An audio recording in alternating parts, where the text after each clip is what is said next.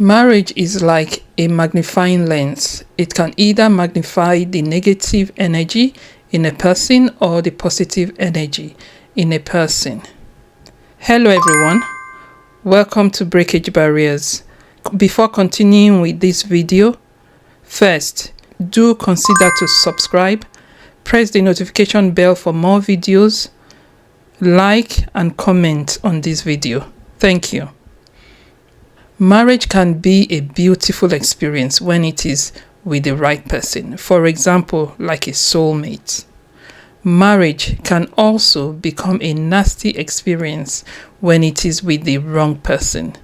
And this is where divorce comes in. In this day and age, where spirituality is lacking amongst humanity, there is always a truckload of emotional baggages carried over into marriages.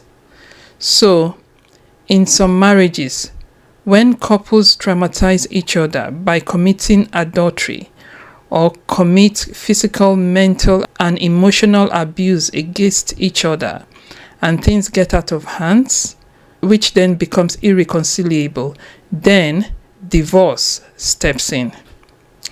We have found that when certain couples decide to take the route of divorce, religion, society frowns at it.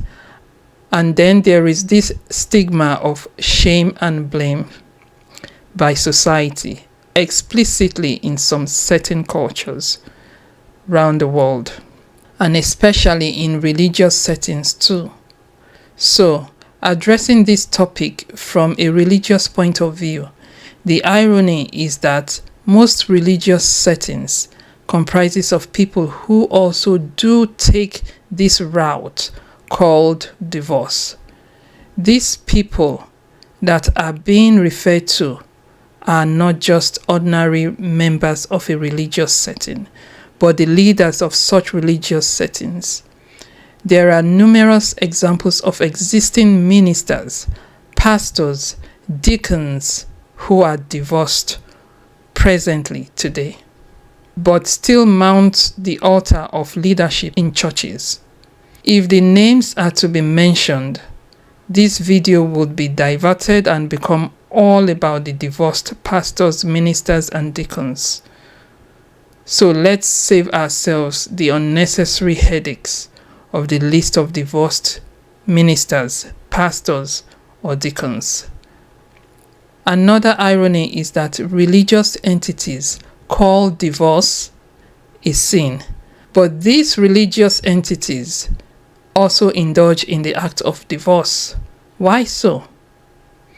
If divorce is then termed as a sin, rather than the act of adultery itself as a sin, then why do religious ministers, pastors, and deacons allowed to divorce? Is that not being hypocritical?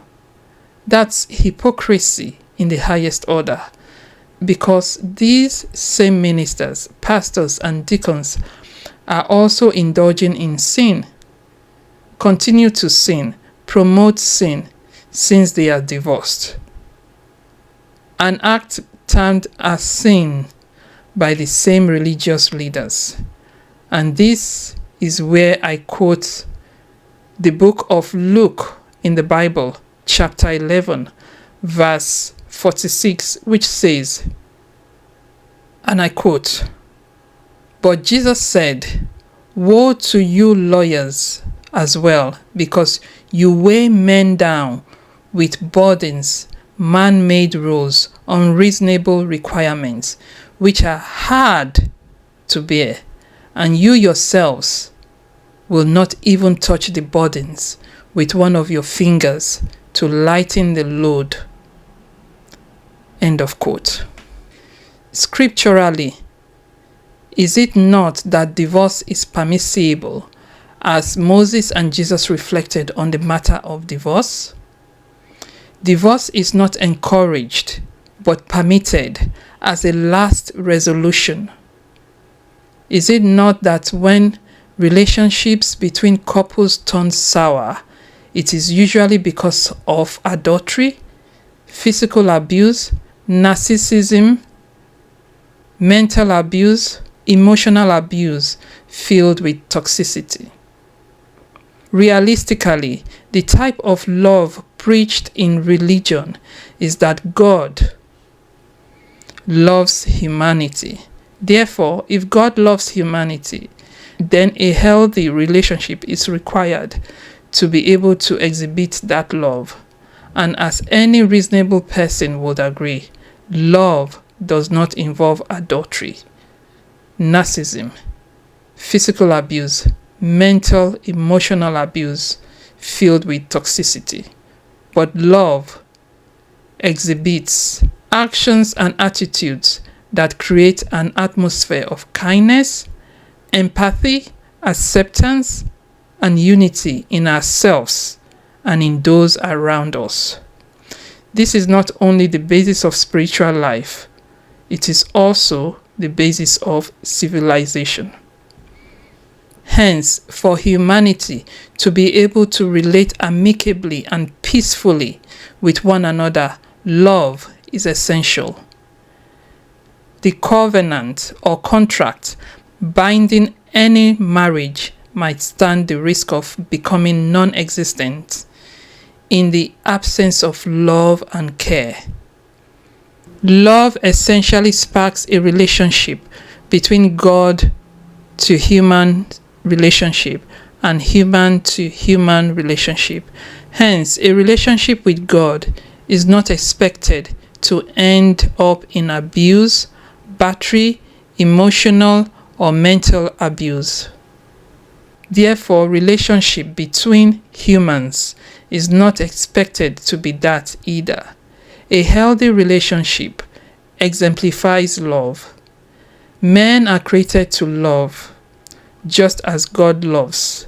It is one of the attributes of a great leadership, since men are meant to lead. When a man does not exemplify the proclaimed love, but the subjugation of women, how then can divorce be avoided? The medicine to healing divorce in any society is that couples must practice the love they profess for each other.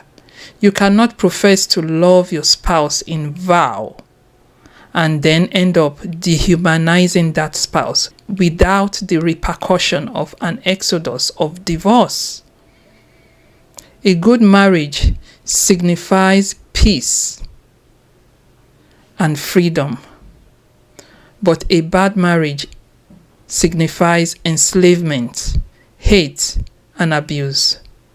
So, in conclusion, for any society to heal from divorce or the epidemic of divorce is to put into perspective the role of a woman culturally, systematically, and economically as equally valuable as that of men.